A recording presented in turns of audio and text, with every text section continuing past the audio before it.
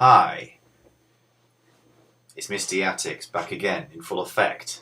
Another stupid hat on, dealing the knowledge, you know what I'm saying? This video is about a Wing Chun guy's guide to street fighting. Yeah? I'm a Wing Chun guy, I'm going to tell you all about street fighting. Yeah? Actually, it's kind of a misnomer really. What I'm going to do is going to teach you a few tips how to avoid street fighting. Because if you know anything at all about street fighting, if you've ever been in one, if you've ever seen a real street fight and you're not just some keyboard warrior on the internet, you'll know that fighting is the last thing you will ever want to do. It doesn't matter whether you win, it doesn't matter whether you lose, because if you put someone in the hospital or in the ground, you're going to go to prison and you're going to get butt raped. So you can't win.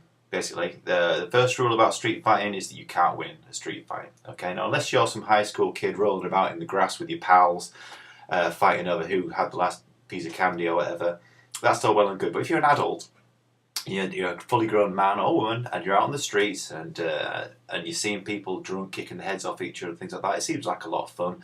It really isn't. You know what I mean? I'm sure a lot of people watch this video will have been in street fights and they'll have come out of it one way or another, but anybody who's been in a real street fight who isn't a complete meathead or a dick will admit that I am correct. You do not want to be fighting anybody. So how do you avoid getting into street fights that you literally cannot win in any kind of true definition of the term? First of all, it's all about awareness. Okay, now you should be able to build within yourself as a person with a whole range of senses, means with which you can judge the state of a room or an environment. Okay, by which I mean, when you walk into a place, keep your eyes open, keep your ears open. Okay, it's something that martial artists of all disciplines, I think, intrinsically program into themselves, because I think martial artists are just generally speaking more aware of their own bodies and their own range and their own kinesphere and things like that than your average Joe, and you can use this to your advantage. So when you're walking into a room, for example, check where the exits are. Look for hazards. Look for things sticking up, things sticking out, things to trip over, things to bang your head on, etc., etc. Because if you want to make a dash for it at any point, then you need to know how to get out. And you need to get out quick. You know what I mean? The other thing is check the people in the room. Who's drunk? Who's belligerent? Who's making themselves bigger than they need to be? Who's walking around like this? Carpet arms, stuff like that. Who's staring people out, because these people are very obvious when they're doing that, and a lot of the times they don't realise they're doing it.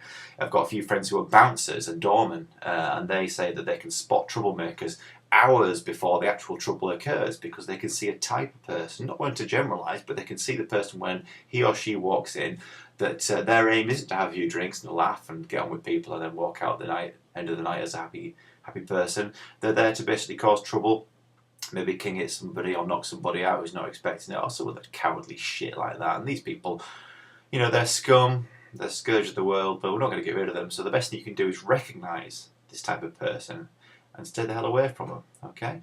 Now, a lot of the stuff I'm going to talk about in this video, I might get accused of like cowardice or backing down or being beta or something like that. But if you're old enough and you're sensible enough, you really won't give a shit about any of this kind of peer pressure or the way that your actions are perceived. You really just want to keep yourself safe, and you want to keep the people that you're with safe. If you're out with your girlfriend or your wife or even some of your buddies, you want to get them out of any potential nasty situation. So awareness is the first thing. You should always be in a state of, let's say that green level is literally oblivious to everything, okay?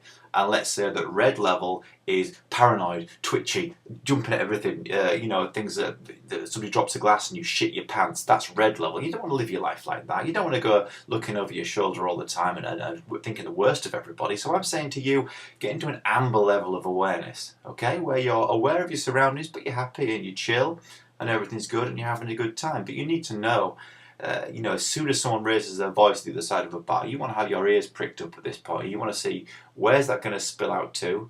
Am I in the direct line of fire? Is now the best time for me to extract myself from this situation and put myself in a much happier place, probably another bar down the road or whatever it's going to be.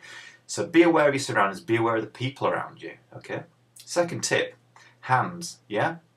It doesn't matter what martial art you practice, or even if you don't practice any martial art. If you stand around or walk around with your hands in your pockets, you are a sitting duck, okay? You are going to get smacked by somebody, because the sort of people who go around hitting people for no reason don't want to challenge, they don't want to fight, they want to knock somebody out and then walk off with their mates chuckling while you bleed into a gutter spitting your teeth out.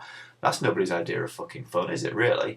Have your hands out, okay? Now, Wing Chun guys, such as myself, we have our hands out because our guard hands are in front of us, okay? And our guard hands are our first access point to our Wing Chun, the gaining of the contact, okay? But I'm not saying you have to walk around like this all the time. Yeah, because that's pretty ridiculous. But if you're walking past what seems to be an ugly group, or a particular chap or chapess who looks like they might have badness in their mind, have your hands out of your pocket. Check your watch. You checking your watch? What time is it? Oh, it's a bong sow, yeah? It's that simple, right? Boom. Yeah, you know, what time is it? Boom, you know, and that's your first contact before you can do whatever else you need to do. But you know, if you're not a Wing Chun person, it's good common sense. You know what I mean? Have your hands in front of you. Have your hands about you. Okay, have them there. Even if the slight deflection or panic reaction might stop you from absorbing the full force of a blow and live to see another day. Okay, so that's the second tip. Hands. Keep your hands out in front of you.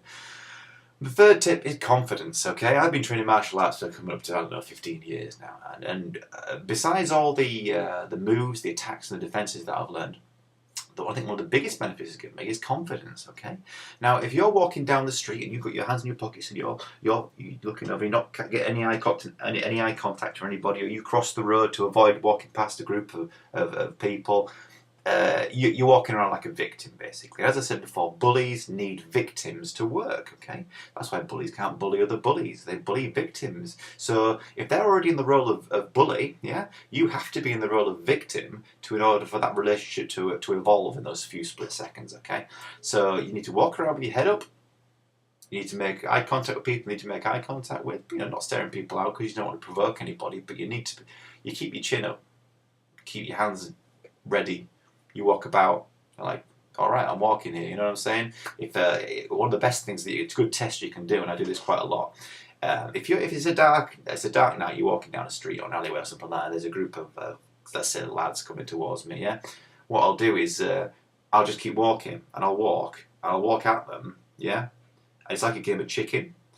And if you keep walking and you walk with purpose and you keep your head up, I guarantee you that group of lads will disperse and you'll go right through the middle of them every single time. It's a psychological thing, okay? What they're expecting you to do is to dive into the curb or cross the road or stop and, you know, let them get past. No, fuck that, yeah? If you walk straight at that group of guys, no matter there's 5 of them, 10 of them, whatever, they will part like the Red Sea and you'll sail straight through, because it's a cycle. It goes way back to primal kind of, you know, alpha male sort of activity. And you don't have to be a tough guy. You just keep your head up, stride with purpose, walk, look, go.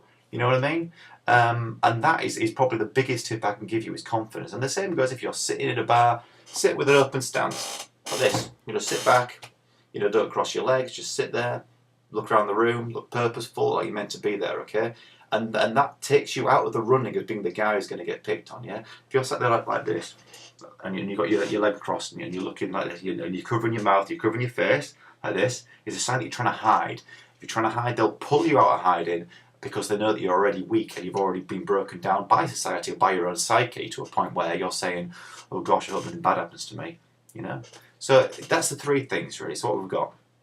We've got confidence, we've got hands, and we've got awareness. If you use those 3 things, they will keep you out of the street fighting arena. Leave that to the dickheads. Let them all punch each other out on a Saturday night. You don't want to be there because you're smarter than that. So Wing Chun's, guys, tips for street fighting: don't street fight. Thanks very much for watching. I'll see you again soon. Good night.